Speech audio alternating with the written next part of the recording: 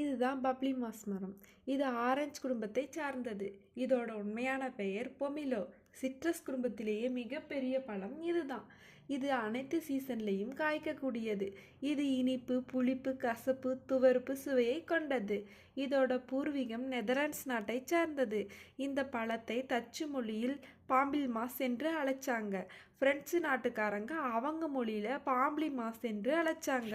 பிரெஞ்சுக்காரர்களும் டச்சுக்காரர்களும் இங்கே வந்ததுக்கு அப்புறமேட்டு தான் இந்த பழம் இங்கே வந்துச்சு. பாம்பிள மாஸ் என்கின்ற வார்த்தை தான் பப்ளி மாஸாக மாறி போச்சு.